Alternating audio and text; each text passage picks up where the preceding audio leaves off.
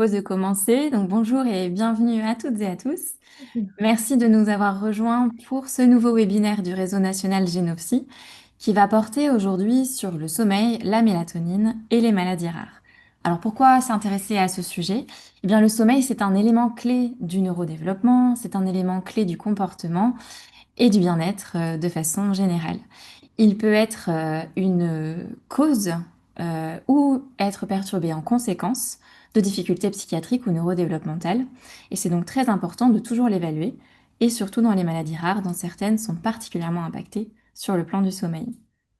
Pour nous en dire plus sur ce sujet, nous accueillons avec nous aujourd'hui notre intervenante experte, Dr Alban Pelluet, qui est psychiatre et médecin du sommeil au pôle Indice, au Centre de référence maladies rares de Lyon.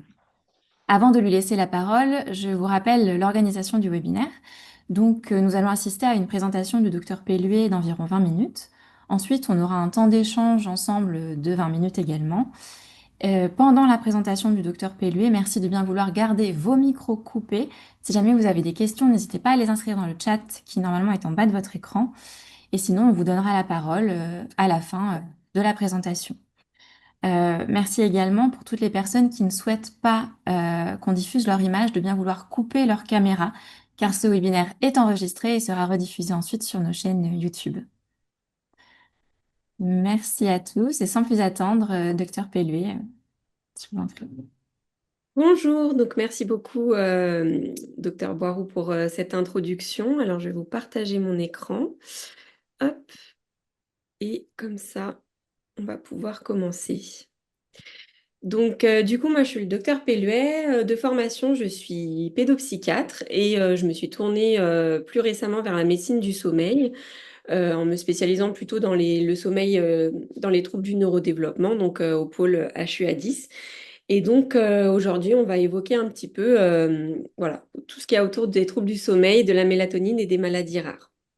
Alors déjà, qu'est-ce que c'est que le sommeil? Alors la définition, c'est une baisse de l'état de conscience qui sépare deux périodes d'éveil. Donc pendant cette période-là, on a une perte de la vigilance, une diminution du tonus musculaire. On conserve partiellement la perception sensitive, hein. On est capable de réagir à des signaux d'alerte comme une odeur de feu, un bruit fort ou des choses inhabituelles, etc. La durée, l'aspect et les caractéristiques du sommeil, eh ben, ils évoluent avec l'âge et aussi avec l'état pathologique. On voit certaines spécificités dans certains troubles et ça, je l'évoquerai un peu avec vous plus tard. Alors, l'architecture du sommeil, l'architecture est faite en 4 stades. Et les 4 stades réunis forment un cycle de sommeil. Et chez l'adulte, on a environ 4 cycles par nuit. Les cycles, normalement, ils apparaissent, enfin, on a toujours les 4 stades de sommeil qui apparaissent dans le même ordre, sauf dans des cas pathologiques de maladies du sommeil, comme la narcolepsie. Donc, en général, en premier, on a le sommeil lent léger, qui représente 50 à 60% du temps, avec le stade N1 qui est vraiment le sommeil lent léger, le sommeil d'endormissement, donc là qui est assez rapide, 5 à 10%. Ensuite, on a le stade N2, donc là c'est le sommeil lent, mais qui est quand même un peu plus approfondi que le stade N1, et là c'est 50% du temps. Et puis enfin, on a le sommeil lent profond pendant 20% du temps. Ça, c'est le sommeil qui nous permet de nettoyer le cerveau en quelque sorte. Je vous expliquerai un petit peu plus tard le mécanisme. Et puis, ça nous permet aussi d'approfondir tout ce qu'on a appris dans la journée, voilà, d'activer les circuits de la mémoire, etc. Et puis, le sommeil paradoxal, 20-25% du temps, qui est le sommeil des rêves. Alors, on appelle ça le sommeil des rêves. En réalité, on rêve dans tous les stades, mais les seuls rêves dont on se rappelle, c'est ceux qu'on fait pendant le sommeil paradoxal. Et le sommeil paradoxal, on a les rapid eye movements, donc les mouvements rapides des yeux qui sont des saccades oculaires. Et en fait, pourquoi on a ces saccades oculaires? C'est parce qu'en fait, on regarde ce qui se passe dans nos rêves. Et du coup, c'est pour ça qu'on balaye son champ de vision. Alors, concernant le temps total de sommeil, donc on va évaluer, je vais vous en parler un petit peu chez l'adulte, chez l'enfant. Il faut savoir que le temps total de sommeil, il est différent du temps passé au lit, puisque si on se couche à 21 heures et qu'on s'endort à 23 heures, on a 2 heures de temps passé au lit qui n'est pas du temps total de sommeil. Alors, chez l'adulte, bon, on n'a pas de recommandation formelle sur le temps de sommeil dont on a besoin, mais en moyenne, on sait que les adultes ont besoin de 7 à 9 heures. On a aussi les courts dormeurs qui ont besoin de moins de 6 heures de sommeil et les longs dormeurs qui ont besoin de plus de 9 heures de sommeil. Et ça, c'est constitutionnel. On ne peut pas les forcer à dormir plus pour les courts dormeurs et à dormir moins pour les longs dormeurs sous peine de mal-être physique et psychique dans la journée. Les courts et longs dormeurs, malheureusement, ce qu'on leur conseille, c'est de dormir selon leurs besoins, mais malheureusement, de fait, ils sont plus à risque de maladies cardiovasculaires et endocriniennes. Chez l'enfant, je vous ai mis un petit peu, bon, à titre indicatif, hein, ça c'est aussi pour les jeunes parents, pour savoir si vos enfants dorment suffisamment. On voit que les temps de sommeil diminuent au fur et à mesure que l'âge avance. Chez les petits, on a des gros temps de sommeil parce qu'on a des temps de sieste, hein. À 0 3 mois, il y a beaucoup de temps de sieste dans la journée. De 4 à 11 mois, il y a 2 à 3 temps de sieste dans la journée. Et puis, les siestes disparaissent vers entre 3 et 5 ans et c'est là qu'on voit que le temps de sommeil, du coup, diminue largement pour atteindre le temps de sommeil qui est requis à l'âge adulte de 7 à 9 heures. Alors, quels sont les paramètres qui influencent notre sommeil? Eh bien, en fait, on a deux processus qui sont endogènes, qui sont distincts l'un de l'autre, mais ils sont complémentaires. Donc, on a ce qu'on appelle le processus homéostasique S et le processus circadien C. Le processus S, lui, il a une relation avec la durée de la veille précédente. En fait, le processus S, c'est la pression de sommeil qui va augmenter au fur et à mesure de la journée jusqu'à provoquer l'endormissement puisqu'on a accumulé trop de fatigue dans la journée. Et en fait, ce processus, il est en lien avec l'augmentation de la puissance des ondes delta. Les ondes lentes delta, c'est les ondes qu'on a pendant le sommeil lent profond. Et ces ondes, en fait, elles vont s'accumuler un petit peu dans la journée. Si on fait des électroencéphalogrammes durant toute la journée, on voit que petit à petit, le rythme de veille, il se ralentit pour pouvoir permettre l'installation du sommeil.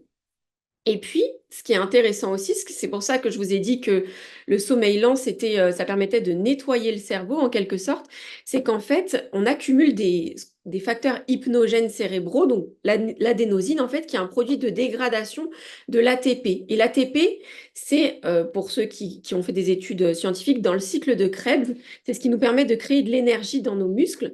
Et en fait, pour créer de l'énergie, du coup, en dégradant un certain nombre de molécules, on a l'adénosine qui va se créer. Et l'adénosine, elle est neurotoxique. Et donc, elle va s'accumuler au fur et à mesure de la journée. Et quand on en a trop, on provoque le sommeil pour pouvoir nettoyer cette adénosine et du coup permettre au cerveau de bien fonctionner. Le processus C, là, ça va être les synchroniseurs endogènes. Donc, c'est l'horloge biologique interne qui se trouve dans l'hypothalamus, dans les noyaux suprachiasmatiques. Et ça implique un certain nombre de gènes, donc les gènes de l'horloge clock. Donc là, je vous ai mis les gènes les plus connus. Et ces gènes-là vont faire des boucles de rétrocontrôle positifs et négatifs qui vont permettre l'éveil ou le sommeil. Et ça fonctionne sur un rythme circadien d'environ 24 heures. Alors j'ai mis environ 24 heures parce qu'en réalité c'est un tout petit peu plus que 24 heures. Et si on nous mettait dans une pièce dans le noir sans aucun synchroniseur externe comme l'alimentation, les 3 repas par jour, sans horloge, sans rien, on se décalerait progressivement puisque du coup on n'est pas vraiment basé sur 24 heures pile poil. Et c'est par opposition à un rythme ultradien qui est inférieur à 24 heures ou infradien qui est supérieur à 24 heures. Et puis ce processus circadien, il va être ajusté grâce à des donneurs de temps externes qu'on appelle les Zeitgebers.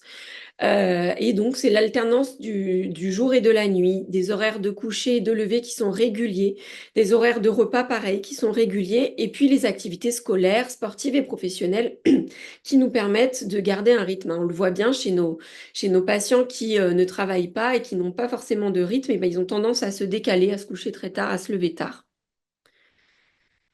Donc, le mécanisme de l'horloge, il est présent dans la plupart des tissus du corps humain.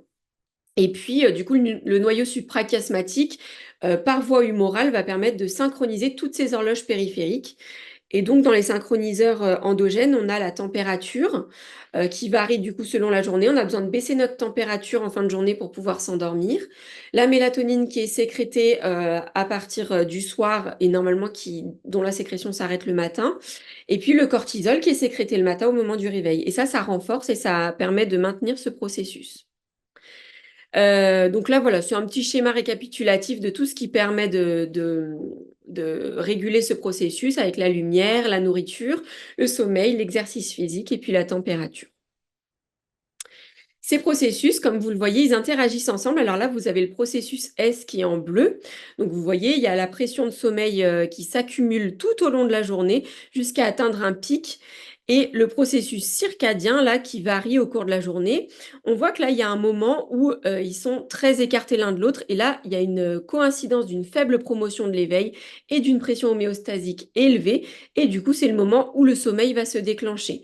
Et puis, si on est en privation de sommeil, et ben, dans ces cas-là, la pression de sommeil va s'accumuler d'autant plus jusqu'au moment où on va s'endormir et où ça va permettre de diminuer à nouveau cette pression de sommeil. Alors, la mélatonine, donc c'est un synchroniseur endogène qui est produit par la glande pinéale. Donc le pic de sécrétion, normalement, il est en milieu de nuit, vers 3 ou 4 heures du matin. Et puis la sécrétion, elle est bloquée par la lumière du jour et elle est perturbée par l'exposition à la lumière artificielle, surtout la lumière bleue qui est fortement présente dans tous nos écrans actuels. Dans les vieilles télés qu'on avait, vous savez, celles qui étaient bien profondes, là, celle-ci, elle ne faisait pas de lumière bleue, donc elle n'avait pas d'impact sur notre sommeil. Mais maintenant, on n'a que des écrans quasiment à LED et du coup, on est fortement impacté par ça au quotidien. On reviendra après sur le traitement par la mélatonine. Déjà, je vais vous faire juste un petit point sur comment on dépiste les troubles du sommeil. Alors, en consultation, ça peut se faire avec le médecin généraliste. On fait une anamnèse un peu détaillée des habitudes de sommeil et des comportements qui sont associés aux activités liées au sommeil. Est-ce que, par exemple, pour les enfants, il y a la présence des parents au coucher?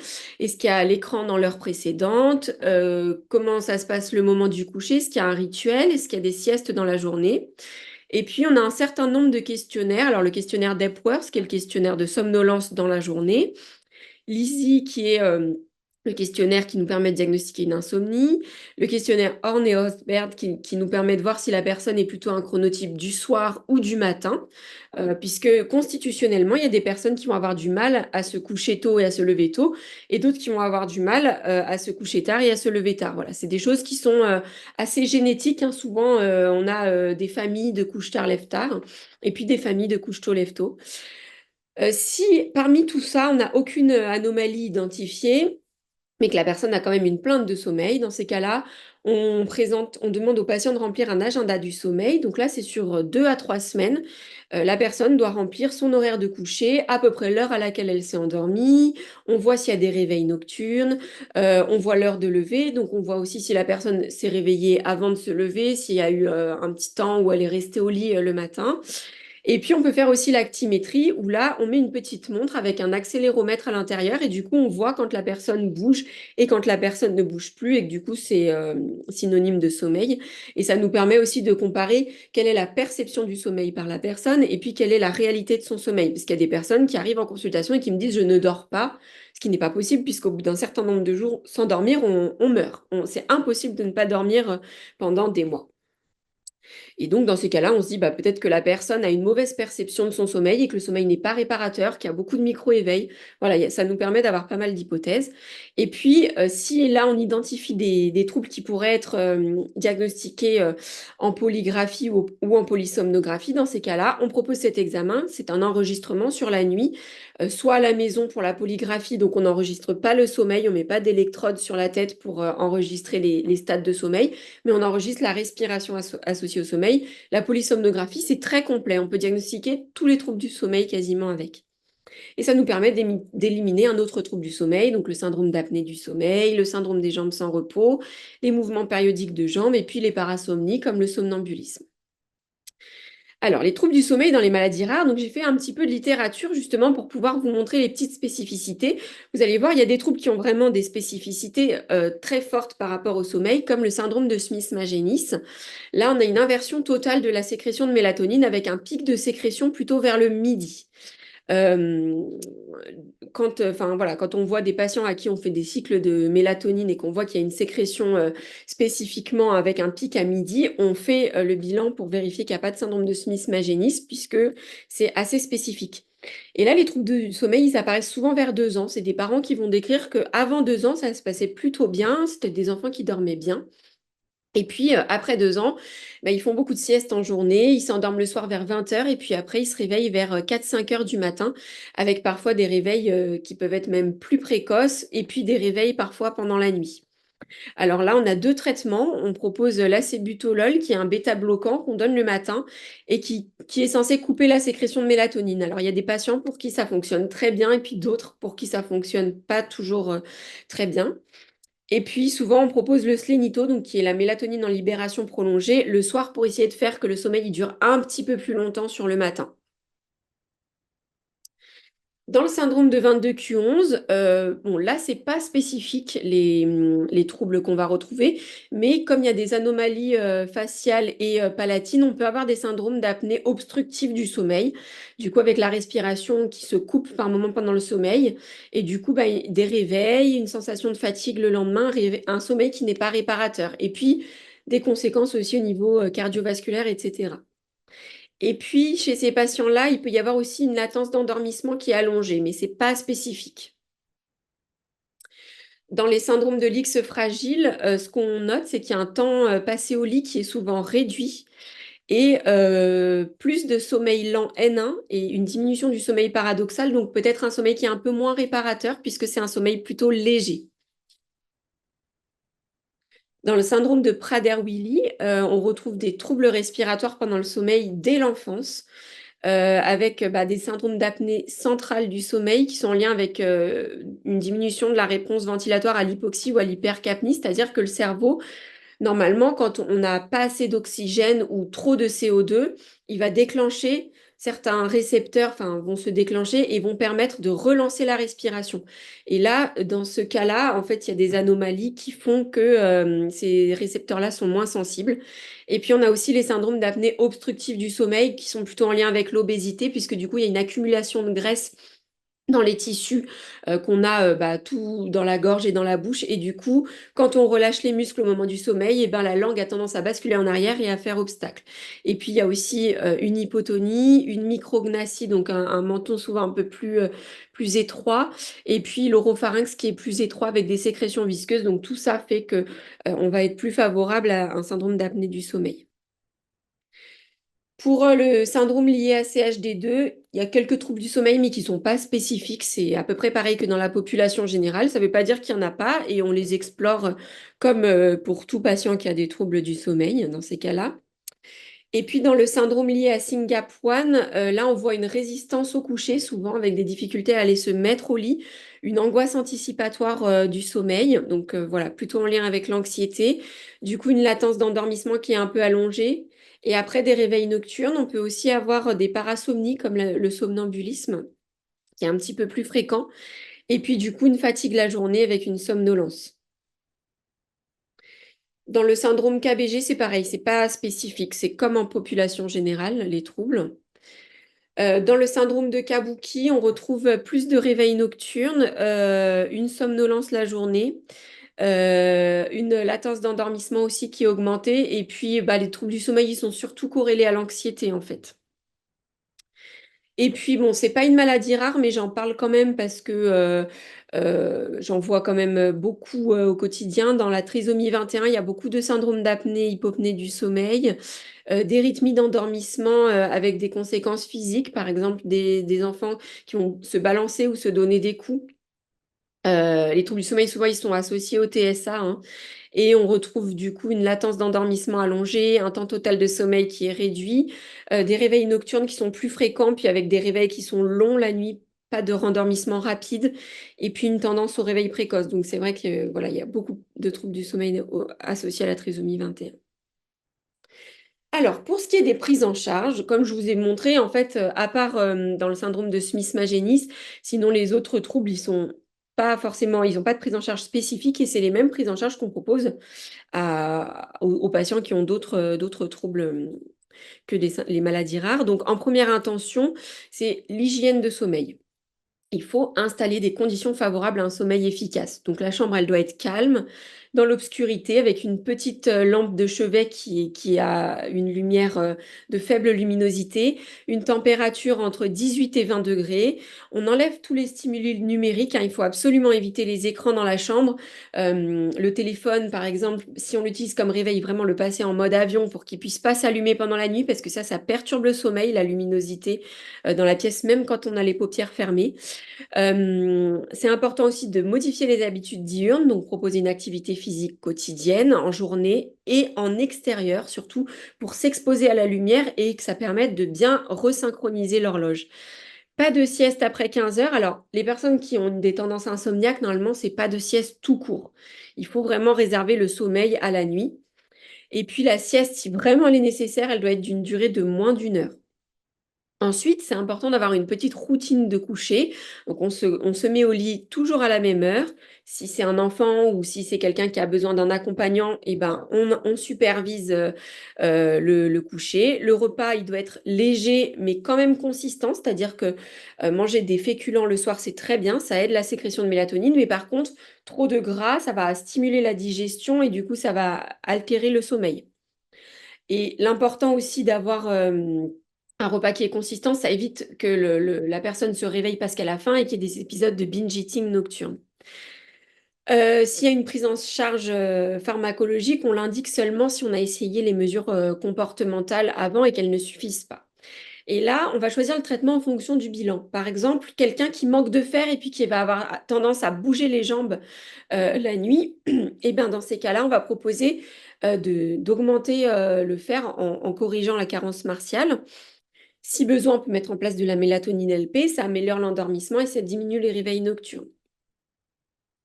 Alors, quand on parle de la mélatonine en libération prolongée, on parle du Slénito.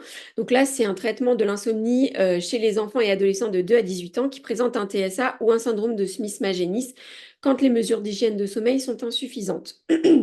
Alors maintenant, on a le droit de le prescrire aussi pour les autres maladies rares, mais par contre, vous le voyez, ça s'arrête à 18 ans et malheureusement, pour le moment, on n'a aucun remboursement possible chez l'adulte, à moins de faire des demandes auprès de la MDPH. Donc, il peut y avoir des compléments d'a- d'aide financière pour la mélatonine.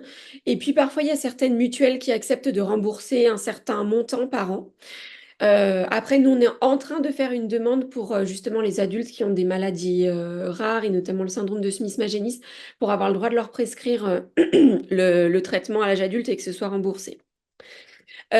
Pour les médecins, il faut bien noter indication dans l'AMM, sinon le risque c'est qu'on nous demande ensuite de rembourser ou qu'on demande aux patients de rembourser ou aux médecins ou au labo. Donc voilà, c'est important d'être bien dans les clous de ce côté-là. Ça permet une amélioration du temps total de sommeil, ça diminue la latence d'endormissement et ça maintient le sommeil un peu plus longtemps.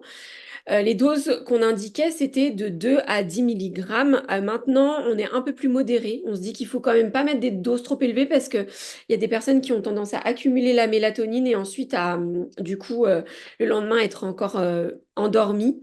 Donc, en fait, maintenant, on va plus vers une prescription de petites doses, contrairement à ce qu'on faisait avant. Et c'est 30 à 60 minutes avant le coucher. En général, on propose d'essayer d'abord pendant 3 mois et puis après, on essaye de faire des pauses. Il n'y a pas d'accoutumance, pas de syndrome de sevrage et par contre, les troubles du sommeil, ils peuvent revenir à l'arrêt du traitement. Il y a peu de contre-indications. Vous voyez, c'est surtout s'il y a une intolérance à un principe actif et une insuffisance hépatique. Et puis là, je vous ai mis les prix. Donc, 39 € pour la boîte de 1 mg pour 60 comprimés. Donc, ça fait un mois quand on met 2 milligrammes. Et 100 € la boîte de 5 milligrammes. Donc, ça va assez vite quand on... Rappelez-lui encore une petite minute. OK. Alors, le circadin, je passe parce qu'on le prescrit quasiment plus. Et l'Adaflex, c'est une nouveauté. C'est la mélatonine en libération immédiate, du coup, qui est présente sur le marché depuis début juin 2025. Ça va probablement être remboursé d'ici 2026 dans le TDAH de l'enfant. Et là, c'est vraiment pour les personnes qui ont des difficultés uniquement d'endormissement. Donc là, je vous ai mis les prix aussi. Donc 30 € les boîtes de 1 et 2 milligrammes et 43 € les 5 milligrammes. Voilà, je vous ai mis les doses aussi, c'est à peu près les mêmes. Aujourd'hui, il n'y a aucun médicament à base de mélatonine qui est remboursé chez l'adulte.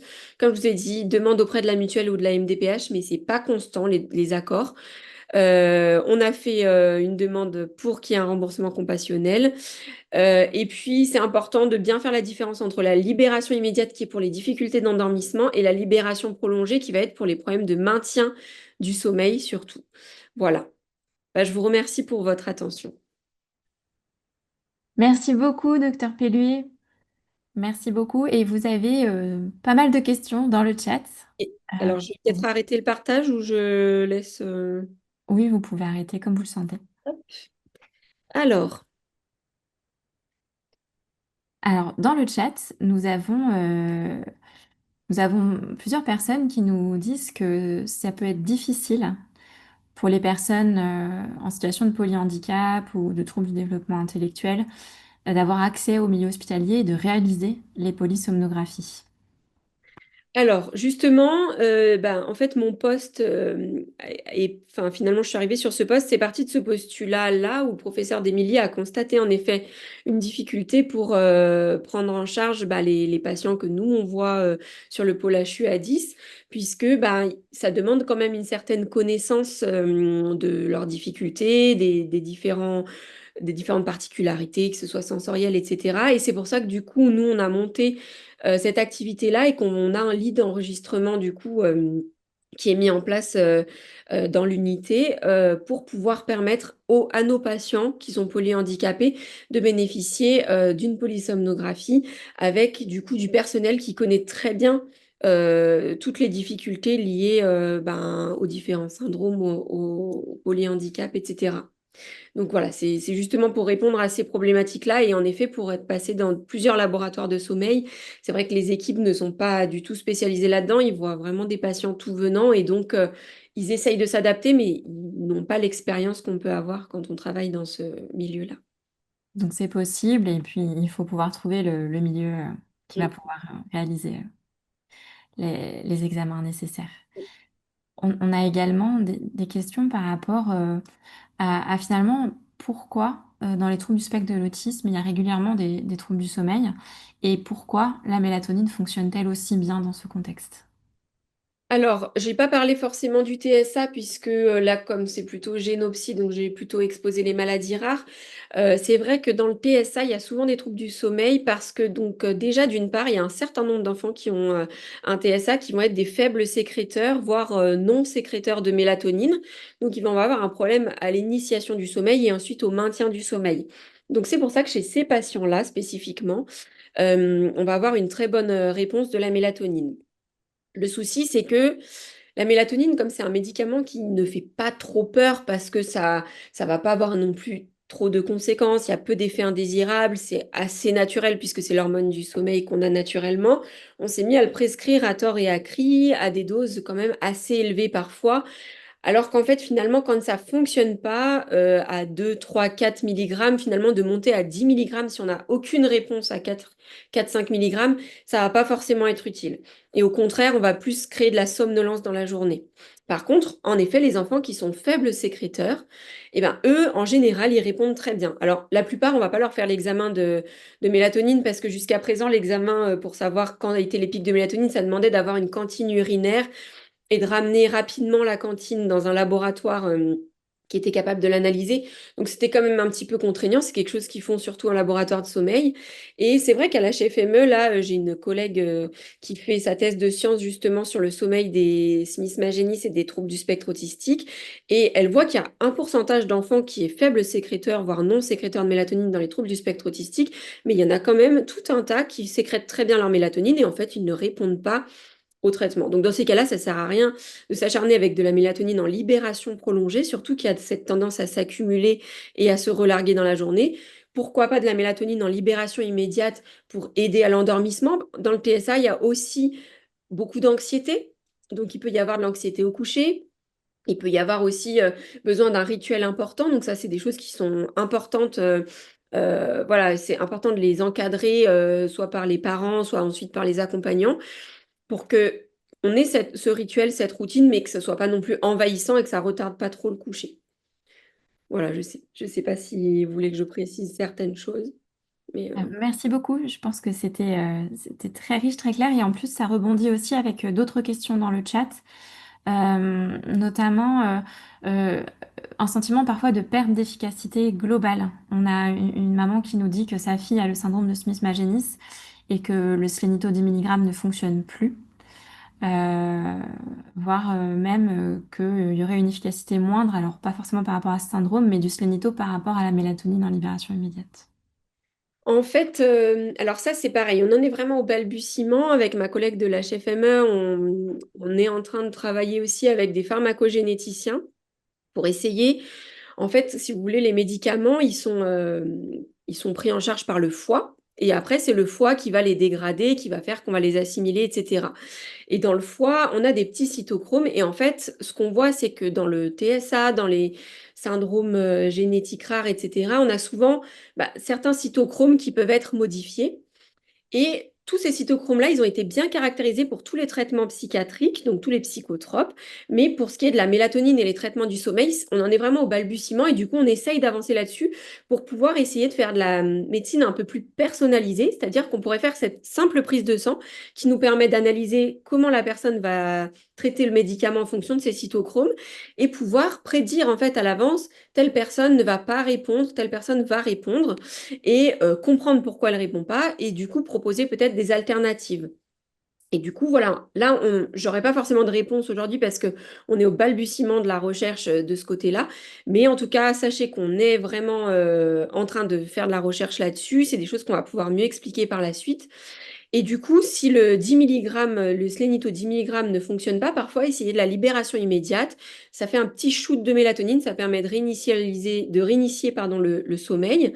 On peut en prendre 1 mg au coucher et puis au premier réveil nocturne, en reprendre 1 mg. Bien sûr, il faut éviter après 4 heures du matin parce que sinon ça risque de créer des somnolences dans la journée. Mais c'est vrai que c'est des choses qu'on essaye, en tout cas moi que j'essaye de plus en plus en consultation. Et voilà, il y a des patients pour qui ça marche très bien.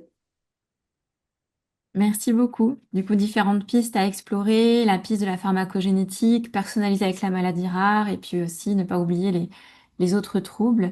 Une personne demande si vous avez un avis, une expérience concernant le Gvivik par rapport au syndrome de Smith-Magenis. Alors, on ne l'utilise pas tellement dans le syndrome de Smith-Magenis parce que c'est aussi un nouveau traitement qu'on connaît depuis 1 an. L'indication de base, c'était surtout les insomnies chroniques. Alors, c'est vrai que là, moi, j'essaye quand on n'a pas de réponse avec la mélatonine, ben voilà, j'essaye les autres médicaments. Le Quviviq, c'est aussi un très bon traitement parce qu'il a peu d'effets indésirables aussi. Le risque le plus désagréable, c'est que ça majore les cauchemars. Mais sinon, il est quand même relativement bien toléré.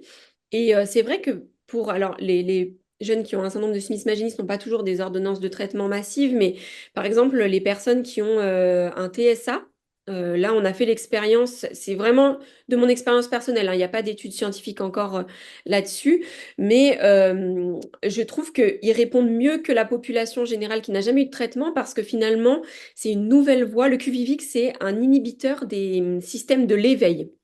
Donc ça permet d'inhiber, quand on est anxieux et qu'on est en hyper-éveil, en hyper-vigilance, ça permet d'inhiber ces systèmes-là. Et du coup, moi, j'ai des super résultats sur mes patients, alors même que mes confrères qui travaillent avec des personnes qui n'ont aucun trouble du neurodéveloppement et qui n'ont aucun traitement psychotrope ont des résultats assez moyens. Et donc, je pense que c'est une piste, en tout cas, à explorer. Moi, j'essaye de plus en plus, dès qu'on a des échecs de Slénito, etc., j'essaye le Quviviq. Pour le moment, on n'a pas de recul. Voilà, je pense qu'il y a des études qu'on va pouvoir mener là-dessus et on pourra avoir plus de réponses. Merci beaucoup. Nous avons aussi une personne qui demande pourquoi est-ce qu'on ne prescrirait plus le circadin? Alors, le circadin, en fait, à la base, il était prescrit à la place du Slénito, mais le Slénito étant sorti, il a pris un peu la place du circadin, parce que le Slénito, c'est vraiment un tout petit comprimé. Donc, pour nos patients qui ont un TSA et qui ont du coup des troubles de la déglutition, c'est beaucoup plus facile à avaler que le circadin, qui a un comprimé plutôt de la taille à peu près du Doliprane, il me semble. Enfin, en tout cas, un petit peu plus compliqué à avaler. Et ils ont par contre exactement le même fonctionnement, hein. C'est la même molécule, sauf que le Slénito a été pensé pour les personnes qui ont des troubles de déglutition ou des troubles sensoriels qui font qu'ils n'arrivent pas à avaler les comprimés. Top, merci beaucoup. Donc une question pratique finalement, c'est plus simple pour les enfants et puis pour les personnes avec difficulté de déglutition. Alors je ne sais pas, docteur Pelluet, si vous avez accès au chat, si vous êtes en Regardez, oui. train de voilà, regarder le document. C'est ça. Alors, ce document-là, du coup, n'est plus à jour puisqu'il n'y a pas le Slénito qui est noté dessus. Donc, je ne sais pas s'il y en a des plus récents. Après, sinon, si vous voulez un super site pour tout ce qui est troubles du sommeil, c'est le réseau Morphée. Sur leur site, vous trouvez déjà tous les questionnaires en libre service. Et puis, il y a vraiment énormément d'informations, que ce soit pour les familles, pour les médecins, pour les paramédicaux, pour les accompagnants. Donc voilà, c'est vraiment un très très bon site qui est très bien fait. Merci beaucoup. Et une personne demande par rapport peut-être spécifiquement au réveil nocturne chez les personnes qui ont un trouble du spectre de l'autisme avec trouble du développement intellectuel. Il est repéré qu'il y a des réveils aussi un peu précoces avec potentiellement démarrage de la journée à 1 heure, 2 heures, 3 heures. Est-ce qu'il y a des choses spécifiques à faire? Alors souvent dans ces cas-là, on essaye le slénito. Si le slénito est inefficace, dans ces cas-là, on va proposer la libération, la mélatonine en libération immédiate, moi que je propose au premier réveil. Et puis, souvent, on peut aussi essayer la luminothérapie. Donc, si par exemple, c'est le cas de personnes qui vont avoir une avance de phase, c'est-à-dire qu'ils vont se coucher vers 19-20 heures et puis se réveiller vers 1 ou 2 heures du matin, et ben dans ces cas-là, on peut proposer de faire de la luminothérapie à 18 heures pour essayer de repousser la sécrétion de mélatonine le plus tard possible et que la personne se recale un petit peu sur un rythme un peu plus habituel. Après, c'est vrai que le problème, c'est qu'il y a dans les institutions, il y a les contraintes du rythme, enfin, de l'alternance de l'équipe jour et de l'équipe nuit, avec du coup une équipe de nuit qui ne peut pas s'occuper de coucher tous les patients parce qu'ils sont largement sous-effectifs. Et donc, souvent, on provoque un peu des avances de phase chez certains patients parce qu'on les couche à 20 heures, alors que normalement, les adultes, on se couche plutôt entre 21 heures et 23 heures. Même avec un trouble du neurodéveloppement, ils gardent souvent voilà, normalement le même rythme que les adultes qui n'ont pas de trouble. Et, euh, et du coup, en fait, on les avance un peu et du coup, ils se réveillent plus tôt parce qu'en fait, spontanément, ils ne vont pas, ils sont pas censés dormir 10 à 11 heures par nuit. Et donc, voilà, dans ces cas-là, si vraiment on ne peut pas faire autrement, bah, on peut mettre un petit peu de mélatonine au premier réveil ou au coucher. Mais voilà, c'est souvent. Et puis la luminothérapie le soir. La luminothérapie, c'est le soleil? Non, c'est pas. Alors, on peut acheter des petites lampes. Il faut bien acheter des lampes qui font 10 000 lux et la mettre à 15 centimètres du visage pendant au moins 15 à 20 minutes sans lunettes. Et du coup, ça expose, en fait, l'œil va capter du coup cette lumière et du coup va inhiber la sécrétion de mélatonine. Et ça coûte une quarantaine d'euros à acheter. Donc, pareil, c'est pas remboursé. Je n'ai pas connaissance de mutuelle qui rembourse, mais voilà, on en trouve à 30-40 euros. Puis après, ça peut faire pour toute la famille parce que, surtout à cette période de l'année, en fait, on est tous en manque de lumière et du coup, on a tous tendance à un petit peu avancer sa phase.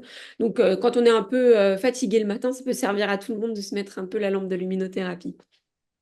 Merci beaucoup. Une dernière question et puis ensuite nous allons devoir nous arrêter là. Une personne demande s'il y aurait des données spécifiques concernant la sclérose tubereuse de Bourneville et l'efficacité, l'impact de la mélatonine ou du sélénito.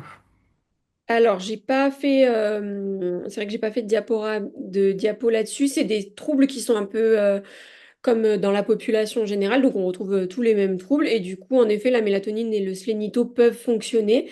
C'est pareil, il faut essayer. Et puis, si ça fonctionne pas, par contre, vraiment euh, arrêter le traitement s'il fonctionne pas, parce que ça, c'est vrai que moi, je vois plein de patients qui ont le traitement depuis des années. Finalement, ça avait un petit peu aidé au début, ça n'aide plus. Et puis, personne n'ose l'arrêter parce qu'on a peur que ça empire. Vraiment, il faut vraiment penser à l'arrêter si ça fonctionne pas, on laisse pas des traitements. Ça peut aggraver les choses, comme je vous l'ai dit, dans la journée, en créant de l'irritabilité parce que la personne est fatiguée. Donc, on ne force pas le slénito, on ne force pas à le garder si il fonctionne pas. Voilà, s'il y a un message à retenir, c'est vraiment ça, un petit peu rétro-pédaler sur la mélatonine parce on y allait un petit peu fort et on en prescrit vraiment beaucoup. Voilà, merci beaucoup. Ce sera le mot de la fin. Attention et pensez à des prescriptions quand ça fonctionne pas. Merci beaucoup, docteur Pelluet. C'était une présentation très riche. Il y a eu beaucoup de questions. Vous avez pris le temps de répondre à tous. Merci à tous également de vous être connectés pour le webinaire et n'hésitez pas à nous retrouver sur nos réseaux sociaux, à vous abonner à la newsletter, à nous suivre sur LinkedIn pour avoir toutes les actualités. Vous pourrez également retrouver la vidéo enregistrée sur notre chaîne YouTube. Et sinon, on vous donne rendez-vous le 8 janvier prochain pour notre nouveau webinaire qui aura cette fois pour thématique l'intelligence artificielle et son potentiel pour dépister et accompagner les troubles psychiatriques dans les maladies rares.